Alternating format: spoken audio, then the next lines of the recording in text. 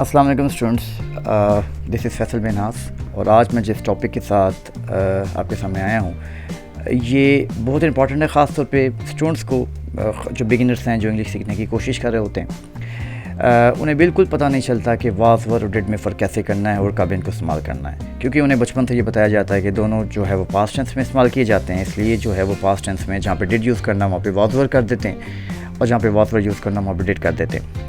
तो आज इस वीडियो में मैं यही आपको क्लैरिफाई करने की कोशिश करूँगा कि इनका इस्तेमाल जो है, इनमें फ़र्क कैसे करना है और इनको किन सिचुएशन में इस्तेमाल करना होता है। सबसे पहले तो हम डिड की बात करते हैं। ये एक हेल्पिंग वर्ब है, एक ऑक्सिलरी वर्ब है जिसका इस्तेमाल पास्ट सिंपल टेंस में किया जाता है। इसके बारे में मैं डिटेल वीडियो आप मेरे पास्ट टेंस में देख सकते हैं, वो गिवन है। और इसमें जब भी हम पास्ट सिंपल टेंस की बात करते हैं तो हम अफर्मेटिव में तो कोई भी हेल्पिंग वर्ब का इस्तेमाल नहीं करते। जैसे वो गया, ही वेंट, वो आया, ही केम, उसने खाना खाया, ही एट फूड, तो इनमें तो किसी भी हेल्पिंग वर्ब का हम इस्तेमाल नहीं करते। लेकिन जब इसको हम नेगेटिव में चेंज करते हैं, नफ़ी में चेंज करते हैं, तो आपने डेड नोट के बाद फर्स्ट फॉर्म लगानी होती है। जैसे वो गया, ही वेंट, तो वो नहीं गया, ही डिडंट गो। उसने क्रिकेट खेला, ही प्लेड क्रिकेट, उसने नहीं खेला, he didn't play cricket. Dead note के बाद फर्स्ट फॉर्म लगाई जाती है क्योंकि डेड जो है वो ऑलरेडी डू की सेकेंड फॉर्म होती है।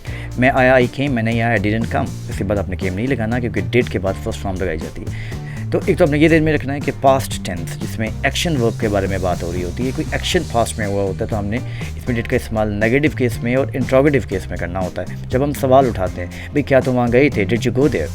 अब यहाँ पे हमने पास्ट सिंपल टेंस में सवाल उठाया, डिड यू गो देयर, तो एक अपने एक एक्शन वर्ब के बारे में बात की, जो एक अमल जो है जो माजी में हुआ है, तो आप इसमें डिड यूज़ करेंगे। इसी तरीके से और भी आप सवाल जो है ना उसमें क्वेश्चन कर सकते हैं कि did he come to you, क्या वो तुम्हारे पास आया था। Did he play cricket with you, क्या उसने क्रिकेट तुम्हारे साथ खेली थी। इस तरीके से जितने भी आप सवाल उठाएंगे जिनका ताल्लुक पास्ट सिंपल टेंस से होगा, सवालिया सेंटेंसेस, इंट्रोगेटिव सेंटेंसेस, इसका आगाज़ आप डेट से करेंगे। और उसके अलावा अगर मज़ीद क्वेश्चन हैं जिनका आगाज़ आप जानते हैं व्हाट या वाई या हाउ से होता है, तो उनके फ़ौरन बाद आपने जो है हेल्पिंग वर्ब डिड का इस्तेमाल करना है। जैसे तुम कहाँ गए थे, वेयर डिड यू गो। तुम कहाँ से आए थे, where did you come from. तुमने ये काम कैसे किया, how did you do that. तुमने ये काम क्यों किया, why did you do this. तुम यहाँ क्यों आए, why did you come here. तो आपने जो है जो क्वेश्चन है व्हाट वाई, उसके फ़ौरन बाद आपने डिड का इस्तेमाल करना होता है। तो एक तो ये दिन में रखें कि इसका इस्तेमाल एक्शन वर्ब्स के लिए होता है। माजी में जो एक्शन वर्ब जो है वो खूब पजीर हुए होते हैं, तो आपने उसका इस्तेमाल जो है वो डेट से करना है।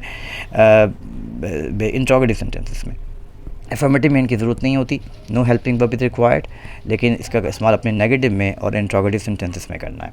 और उन तमाम क्वेश्चन की बात करना है जो व्हाट, वाई या हाउ के बाद जो है वो यूज़ होते हैं। Right after them you have to use did.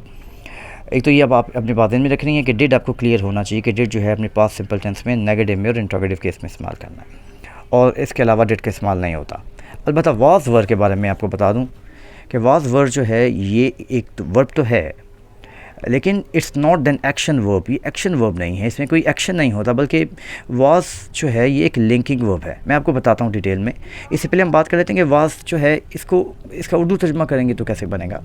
Was can be translated to different words depending on the context and subject. हम ये कह सकते हैं कि जैसे अगर ये मैस्कुलिन मेल के लिए इस्तेमाल हो रहा है तो उसको था कहते हैं, फेमिनिन के लिए थी कहते हैं। वर्ड जो है अगर ज़्यादा के लिए इस्तेमाल हो रहा है तो थे, और अगर वो फेमिनिन है फीमेल्स के लिए तो थी, तो ये उसका उर्दू चंबा बनता है। बेसिकली ये करता क्या है कि links the subject to additional information. ये जो है सब्जेक्ट के बारे में हमें मज़ीद इन्फॉर्मेशन जो है वो प्रोवाइड करता है, इसलिए इसको लिंकिंग वर्ब कहते हैं। ये स्टेट ऑफ बीइंग के बारे में हमें बताता है, डिस्क्राइब करता है, या कंडीशन या सिचुएशन के बारे में बताता है। इसमें एक्शन वर्ब नहीं होता। जैसे हम एग्जांपल से समझते हैं, जैसे हम कहते हैं कि ही वॉज हैप्पी, ये इमोशनल स्टेट को ज़ाहिर कर रहा है, उसकी एक जज्बाती हालत को। ही वॉज टायर्ड, ये उसकी फ़िज़िकल सिचुएशन स्टेट को ज़ाहिर कर रहा है। दे वर इन ट्रबल, ये डिफ़िकल्ट सिचुएशन माजी में जो रही है।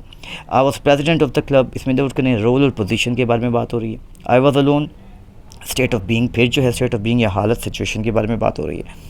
या अगर आप किसी से सेंटेंस फ़र्ज़ करें, ये सेंटेंस किसी को आप बोलते हैं कि क्या तुम वहाँ गए थे, यहाँ पे आपने वर्ड नहीं लगाना, क्योंकि यहाँ पे नोट करें जाना एक एक्शन वर्ब है। डिड यू गो देयर आप लगाएंगे, वर यू गो देयर नहीं लगाएंगे।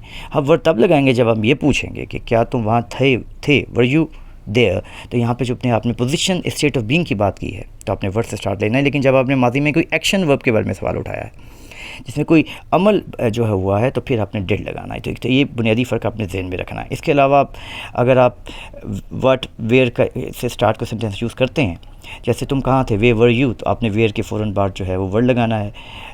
वो कैसा था, हाउ वाज ही, ज़ाहिर है कि आपने यहाँ पे स्टेट ऑफ बीइंग या सिचुएशन के बारे में सवाल उठा रहे हैं, एक्शन वर्ब के बारे में सवाल नहीं उठा रहे, स्टेट ऑफ बीइंग के बारे में सवाल उठा रहे हैं, तो फिर आप वाज और वर का इस्तेमाल करेंगे।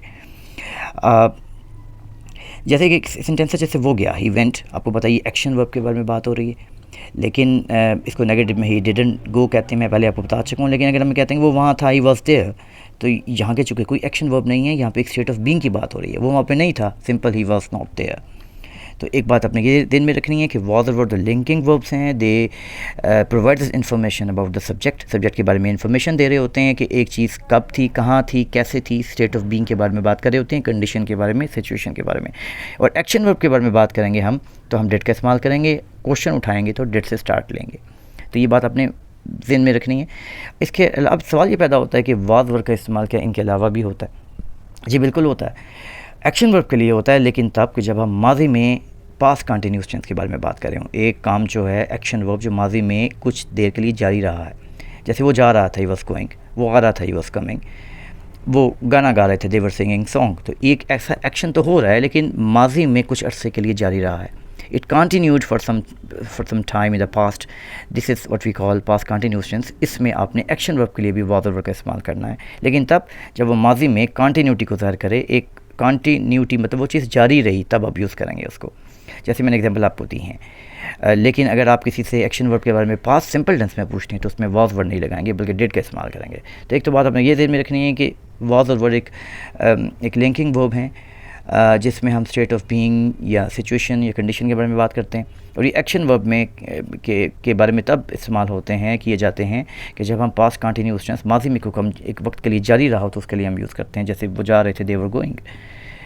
तो एक तो ये बात ध्यान में रखें। और इसके अलावा क्या वाज वर्ब कहीं और भी इस्तेमाल किए जाते हैं? जी बिल्कुल इस्तेमाल किए जाते हैं, और ये अक्सर औक़ात बड़ा एक कॉम्प्लिकेटेड जो है वो मौजू बन जाता है कि स्टूडेंट कहते हैं कि भाई पास्ट सिंपल टेंस में हमें बताया गया है कि हम सेकंड फॉर्म का इस्तेमाल करते हैं, फॉर्मेटिव में कोई ऑक्सिलरी वर्ब, हेल्पिंग वर्ब का इस्तेमाल नहीं करते। लेकिन अक्सर औक़ात पास्ट टेंस में वो वाज और वर्ब भी हम लिखा हुआ देखते हैं। तो स्टूडेंट पूछते हैं कि पास्ट टेंस में तो आपने बताया था कि डिड का इस्तेमाल होना है और अफर्मेटिव में कोई हेल्पिंग वर्ब का इस्तेमाल नहीं होना, तो यहाँ पे वाज और वर्ब क्यों आए हैं? जैसे हम कहते हैं कि गाड़ी को ठीक किया गया, कार वाज रिपेयर्ड, तो स्टूडेंट पूछते हैं कि यहाँ पे वाज क्यों लगाया? क्योंकि जबकि पास्ट टेंस में तो कोई भी वाज और वर्ब इस्तेमाल नहीं किए जाते, अफर्मेटिव में तो कोई हेल्पिंग वर्ब भी नहीं आता। जैसे हम कहते हैं कि स्टूडेंट को पढ़ाया गया, स्टूडेंट वाज टॉट, उन्हें सज़ा दी गई, दे वर पनिश्ड। तो अब सवाल ये पैदा होता है कि यहाँ पे वाज वर्ब इस्तेमाल क्यों हो रहे हैं? मैं फ्यूचर में पैसिव स्ट्रक्चर में डिटेल में वीडियो बनाऊंगा। ये इसकी वजह ये समझ ले कि जब कोई सेंटेंस ऑब्जेक्ट से स्टार्ट होता है, उस पर सब्जेक्ट का जिक्र नहीं किया जाता, तो उसे हम पैसिव स्ट्रक्चर कहते हैं, और उसमें हेल्पिंग वर्ब वाज और वर्ब लगाते हैं पास्ट सिंपल टेंस केस में। इसका आगाज़ किससे हो रहा है? ऑब्जेक्ट से, जिस पर काम किया जाता है ऑब्जेक्ट से, उससे आप सेंटेंस आगाज़ करते हैं, ना कि सब्जेक्ट से। जैसे कहते हैं कि उसने मुझे बुलाया, ही कॉल्ड मी। अब ज़ाहिर है कि जिससे मुझे बुलाया है सब्जेक्ट है, यहाँ पे सब्जेक्ट मौजूद है और वो मुझे बुला रहा है, इस ही से स्टार्ट हो रहा है। लेकिन जब मैं ये कहता हूँ मुझे बुलाया गया, तो मैं अब सब्जेक्ट का जिक्र नहीं कर रहा, बल्कि मैं ऑब्जेक्ट हूँ, आई वॉज कॉल्ड, तो इसलिए मैं इसमें वाज वर्ड लगाऊंगा। तो जब भी कोई सेंटेंस जिसका आगाज़ ऑब्जेक्ट से होता है, जिसमें सब्जेक्ट का जिक्र नहीं किया जाता, होता ज़रूर है लेकिन जिक्र नहीं किया जाता, उन्हें हम पैसिव स्ट्रक्चर कहते हैं, और उसमें हम हेल्पिंग वर्ब के तौर पर वाज और वर्ड जो है पास्ट टेंस के इसमें लगाते हैं। और एग्जांपल लेते हैं, जैसे उसको सज़ा दी गई, ही वाज पनिश्ड। अगर हम कहते हैं ना कि टीचर ने सज़ा दी, टीचर पनिश्ड हिम, फिर तो ज़रूरत नहीं है, क्योंकि ये एक्टिव स्ट्रक्चर बन जाता है, क्योंकि टीचर सब्जेक्ट मौजूद है यहाँ पे। लेकिन उसे सज़ा दी गई, दी तो टीचर ने होगी, लेकिन इसको मेंशन नहीं किया जा रहा, ही यहाँ पे ऑब्जेक्ट बन जाता है, मफूल बन जाता है, ही वाज पनिश्ड। तो इसके अलावा वाज वर्ब का इस्तेमाल यहाँ पे किया जाता है। तो मेरे ख्याल से आज की वीडियो में जो क्लैरिफिकेशन हुई है वो काफ़ी है, और उम्मीद करता हूँ कि आपको कोई मुश्किल नहीं होगी। अगर मुश्किल है तो फिर भी हम मुझसे आप कमेंट में क्वेश्चन पूछ सकते हैं, मैं मज़ीद क्लैरिटी के लिए आपकी अपनी वीडियोज़ बनाऊँगा। तो if you like this video, कुछ समझ में आया है तो उसे लाइक और सब्सक्राइब करें, ताकि मैं मज़ीद और इस तरह के मौजू पे आपके लिए वीडियोज़ बना सकूँ। Thank you.